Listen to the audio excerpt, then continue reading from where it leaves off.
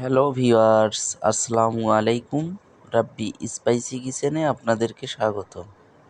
আজকে আপনাদের সঙ্গে রেস্টুরেন্টের খুবই মজাদার ও সুস্বাদু একটি রেসিপি শেয়ার করতে যাচ্ছি। রেসিপিটি হলো চিকেন আচারি। চিকেন আচারি রেসিপিটি দেখার আগে আমার চ্যানেলে যারা নতুন এসেছেন চ্যানেলটিকে সাবস্ক্রাইব করে পাশে থাকবেন। A to Z রেসিপিটি আপনাদের সঙ্গে শেয়ার করতেছি, না টেনে ধৈর্য ধরে ভিডিওটি দেখতে থাকুন।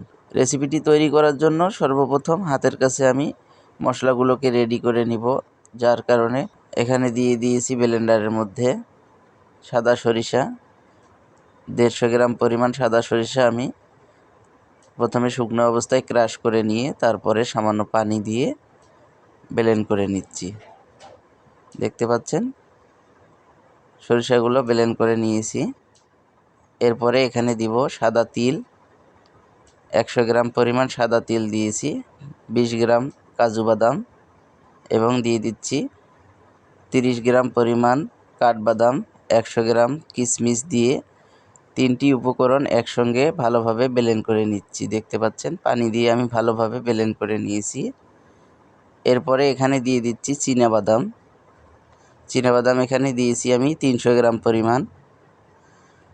দেওয়ার পর শুকনো অবস্থায় ক্রাশ করার পর আবারও সামান্য পানি দিয়ে চীনাবাদামগুলো ভালোভাবে ব্লেন্ড করে নিচ্ছি। নর্মালি আদা রসুন এবং পেঁয়াজ আমি আগেই ব্লেন্ড করে নিয়েছিলাম।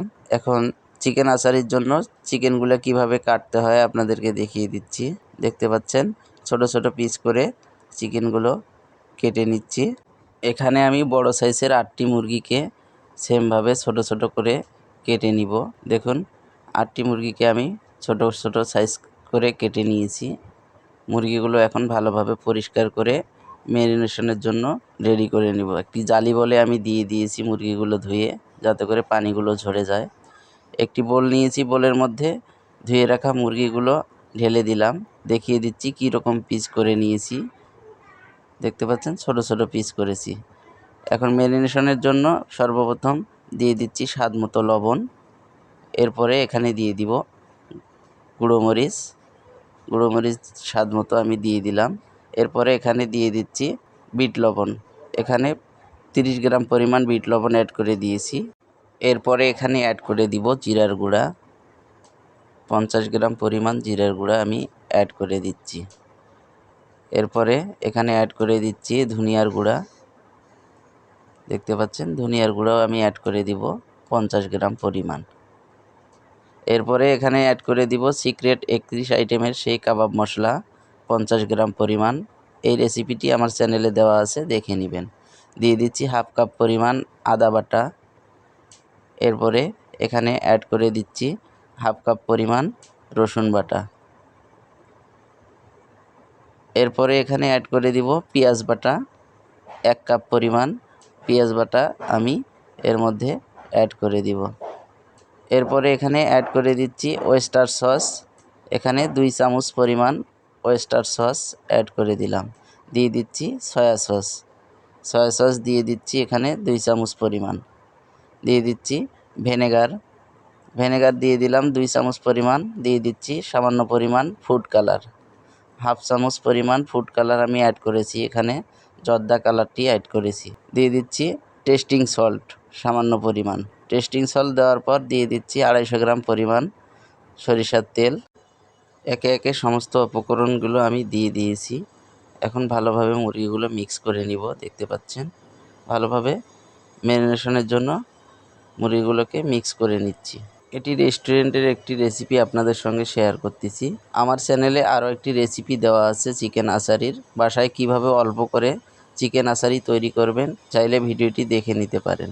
ম্যারিনেশন করব আমি মিনিমাম 1 ঘন্টা। আমি ফিরে আসলাম 1 ঘন্টা পর। দেখতে পাচ্ছেন ম্যারিনেশন হয়ে গেছে। এর মধ্যে আমি এখন অ্যাড করে দিব বেসন। এখানে আমি 1 কেজি বেসন নিয়েছি। পারফেক্ট আচারি বানানোর ক্ষেত্রে বেসন অবশ্যই অ্যাড করতে হবে। মুরগিগুলো ম্যারিনেশনের পর হালকা করে বেসন অ্যাড করে তারপর ফ্রাই করে নিতে হবে মুরগিগুলো। এখানে আমি হাফ কেজি পরিমাণ বেসন প্রথমে দিয়েছি, দেওয়ার পর মিক্স করে নিচ্ছি। দেখতে পাচ্ছেন ভালোভাবে মিক্স করে নিচ্ছি। নেওয়ার পর পুরো বেসনটুকু আমি ঢেলে দিচ্ছি উপরে। এখানে আমার প্রায় 18 কেজি মুরগি আছে। আমি 1 কেজি পরিমাণ বেসন দিয়ে মিক্স করে নিলাম। দেখুন মুরগিগুলো ভালোভাবে মিক্স করে নিয়েছি। এখন ভেজে নেওয়ার পালা।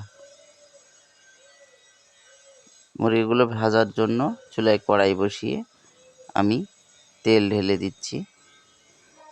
তেল ঢেলে দিয়ে তেলটা গরম হয়ে আসলে মেখে রাখা মুরগিগুলো চতুর্দিক দিয়ে ছড়িয়ে ছিটিয়ে আমি দিয়ে দিচ্ছি। চতুর্দিকে ছড়িয়ে ছিটিয়ে দিয়ে ভেজে নিব।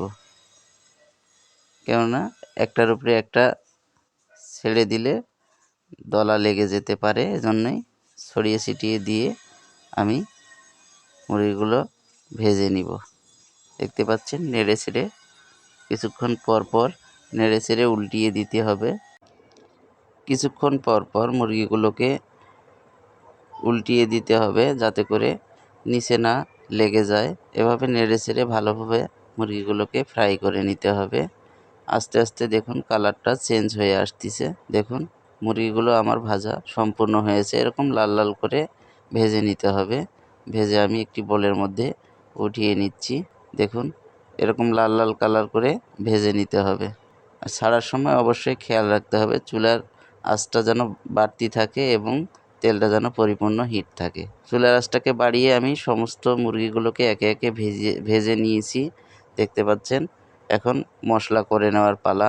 মনোযোগ দিয়ে দেখতে থাকুন। না টেনে সম্পূর্ণ ভিডিও দেখতে থাকুন। কড়াইয়ের মধ্যে ফ্রাই করে নেওয়া অবশিষ্ট তেল নিয়েছি 1.5 কেজি। দিয়ে দিলাম মৌরি 20 গ্রাম পরিমাণ। এর মধ্যে দিয়ে দিচ্ছি কাঁচা জিরা 20 গ্রাম পরিমাণ।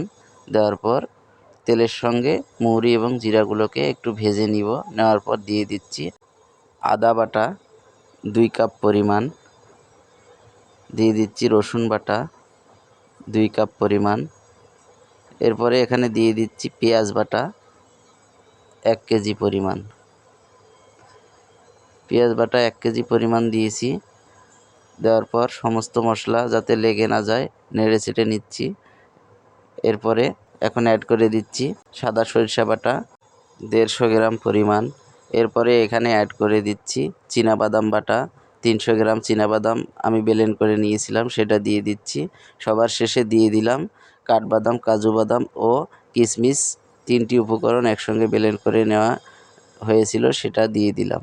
দেওয়ার পর নেড়ে চেড়ে এর মধ্যে অ্যাড করে দিব এখন স্বাদ মতো লবণ। দেখতে পাচ্ছেন স্বাদ মতো লবণ আমি অ্যাড করে দিচ্ছি। এরপরে এখানে অ্যাড করে দিচ্ছি গুঁড়ো মরিচ। এখানে 100 গ্রাম পরিমাণ গুঁড়ো মরিচ আমি অ্যাড করে দিলাম। দেওয়ার পর নেড়ে চেড়ে এর মধ্যে দিয়ে দিচ্ছি টেস্টিং সল্ট 50 গ্রাম পরিমাণ। দিয়ে দিচ্ছি ঝাল এবং লবণটাকে কন্ট্রোলে রাখার জন্য চিনি 50 গ্রাম পরিমাণ। মশলাগুলো যাতে লেগে না যায় এজন্যই নেড়ে চেড়ে একে একে মশলাগুলো আমি অ্যাড করতেছি। দেখুন এখন এখানে অ্যাড করে দিচ্ছি টক দই। এখানে হাফ কেজি পরিমাণ আমি টক দই অ্যাড করে দিলাম। দেওয়ার পর আবারও নেড়ে চেড়ে নিচ্ছি। নেওয়ার পর এর মধ্যে দিয়ে দিচ্ছি ধনিয়ার গুঁড়া। ধনিয়ার গুঁড়া দিয়ে দিচ্ছি 50 গ্রাম। দিয়ে দিচ্ছি জিরার গুঁড়া 50 গ্রাম পরিমাণ। এরপরে দিয়ে দিচ্ছি সিক্রেট সেই 31 আইটেমের কাবাব মশলা। এখানে 100 গ্রাম পরিমাণ সিক্রেট কাবাব মশলা অ্যাড করে দিলাম। দিয়ে দিচ্ছি 50 গ্রাম পরিমাণ ঘি, খাঁটি গাওয়া ঘি এখানে 50 গ্রাম পরিমাণ দিয়েছি। দেওয়ার পর ভালোভাবে নেড়ে চেড়ে নিচ্ছি। নেওয়ার পর এখানে দিয়ে দিচ্ছি 250 গ্রাম পরিমাণ তেঁতুল আমি ভিজিয়ে রেখেছিলাম। পানির সঙ্গে ভিজিয়ে রাখার পর সেই তেঁতুল ভেজানো পানি আমি দিয়ে দিয়েছি। এখানে 250 গ্রাম তেঁতুল ভেজানো পানি আমি অ্যাড করে দিয়েছি। মশলাটাকে ভালোভাবে কষিয়ে নেওয়ার পর এর মধ্যে অ্যাড করে দিচ্ছি জলপাইয়ের আচার। এখানে হাফ কেজি পরিমাণ জলপাইয়ের আচার আমি অ্যাড করে দিচ্ছি।